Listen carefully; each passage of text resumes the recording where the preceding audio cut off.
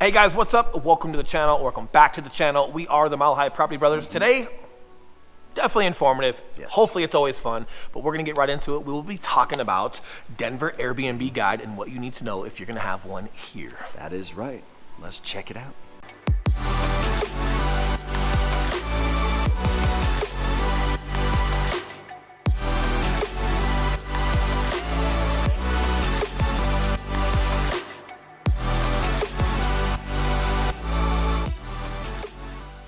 What's up, guys? I'm Eli Schmidt. This is my partner, Will Grimes. And if it's your first time checking out this channel, hit that subscribe button along with the notification bell.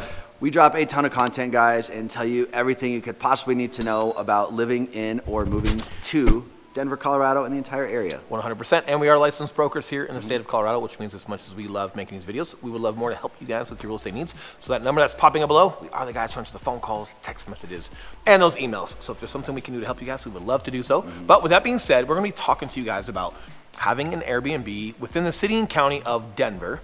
We'll expand a little bit outside of Denver, but we get a lot of questions as far as like with Denver being so up and coming and fun, and you can go to the, you can go ski. Everyone knows you can ski and snowboard here and you can go up to the mountains, but the heart of Denver is also fun in itself. So people are like super curious as far as, hey, can we have an Airbnb there? And there's some guidelines there that you gotta be careful of. Either way, we're gonna dive into it and just get that explanation out to you.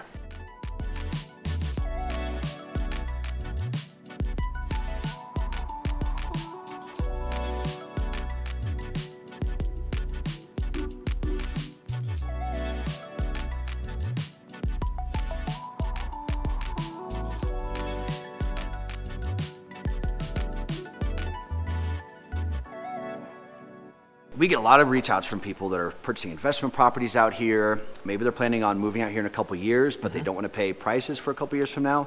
So oftentimes we're getting asked, hey, can I purchase a property and either turn it into investment or have it be an Airbnb? Right, and just getting right to it, guys, for the most part, when you're in the city and county of Denver, they are not huge fans of Airbnb. So if it's not your primary residence, it's not even possible, right? So it's not even possible to rent out the whole thing. As far as short-term rentals, so if you had a corporate rental or if you had a rental where people are going to be staying longer than 29 days, so if they're going to stay 30 days or longer, that is not considered a short-term rental, and you guys are able to have it, but if it's 29 days or shorter, it's considered short-term rental, which means if it's not your primary home, can't do it. Yeah, so if it is your primary home, that usually means that you are only able to rent out a room or a basement or a portion of your home. So when you guys are coming out here and you're looking for Airbnbs, you're going to be like, hey, Eli and Will, why the heck can we only rent a bedroom in someone's house in Denver? That is why. And not getting too into it, but yes, there was a married couple that was out here having purchasing properties, calling them their primary residences, and they were not, and yes, they went to court, and yes, they got sentenced to some jail time and some fines. So like Denver's not playing around with that stuff. No. And guys, I'll be honest with you, like as beautiful as Colorado is, like yeah, it's kind of a bummer you can't do like some really cool stuff in Denver unless it's your primary and then you're only renting out some rooms and whatnot, but there is a lot of stuff and a lot of places you can throw an Airbnb out here that do allow it, that are phenomenal.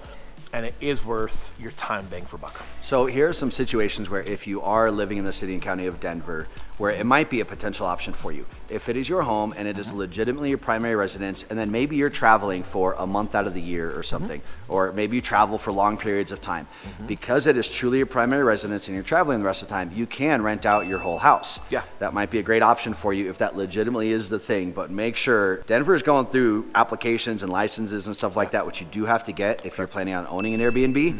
And they're really making sure that this is your primary residence. So just make sure that you're not fudging anything there. Yeah, if it's a long-term rental, that's different, right, guys? So like if it's longer than 29 days, then hey, you're good to go. Or hey, if you're looking at legitimately maybe renting out a room from time to time because traveling nurses come to Denver or whatever that is, and you do want to rent out a room and you want to make an additional income to help with your mortgage payment, like there are some cool things there that can help you out.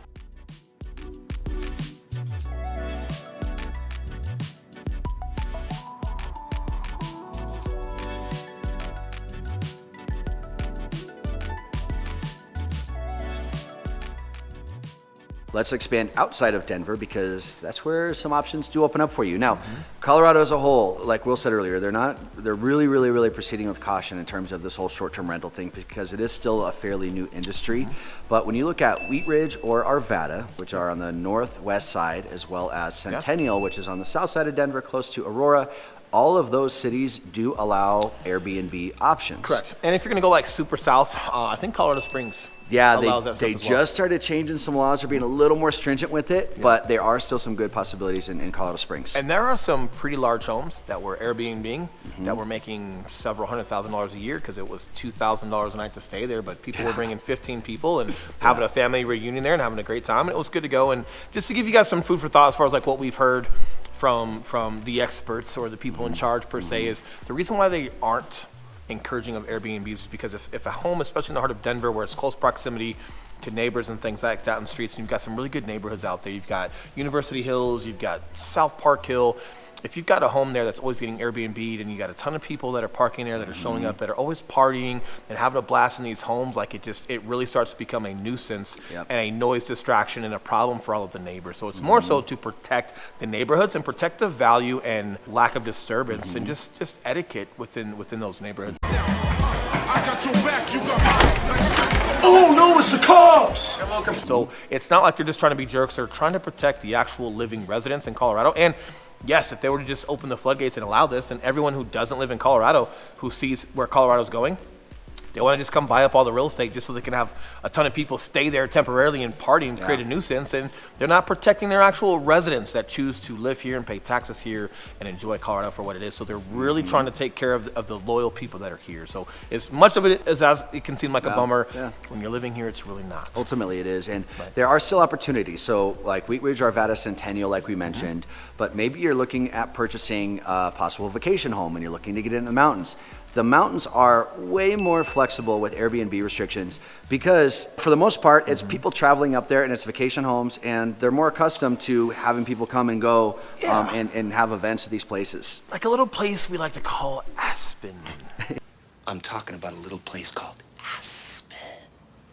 If you guys are looking for a potential investment / vacation home that you can enjoy when you want to, but then you can Airbnb, and there are some phenomenal locations in the mountains, which we also work and we can also help you with those. And 100% guys, and I think what we're trying to get here too, and not keep it too long as far as like on this topic, there are a lot of different variables, and yes, some of these laws and guidelines are ever changing depending on city and county that you're at. So some things that we might be speaking to right this second, maybe it's changed by the time that you see this video. So more importantly is when it comes to us being as dynamic as a topic like this, make sure you guys are reaching out and contacting us, and let's make sure that in real time, guidelines and laws and whatever standards they have in place for cities and counties or resorts that you're at are going about it, right? Because just as much as maybe a city or county allows something, maybe the building doesn't. And buildings, private property, they can never be less than the law, right? Like more lax than law, but they can be more strict. So even if we're looking at a place hypothetically, let's just use Denver hypothetically. Let's say Denver did allow Airbnbs to a certain level, right? Like, but let's say a building like the Four Seasons,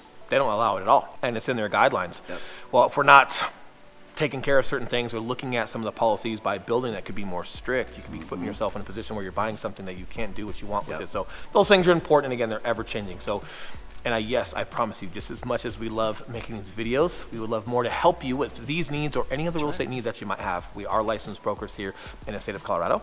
So that number that's popping back up below, we are the guys who answer the phone calls, text messages, and those emails. So if there's something we can do on this video or any other video, we would love to help you guys. But with that being said, enjoy the rest of your week and your weekend. Stay classy. That's right. You stay classy, San Diego. And we will see you guys very soon. All right, see you guys. What's up, guys? No, you can't. I don't even know why you try, bro. What's up? That's my practice face. Oh my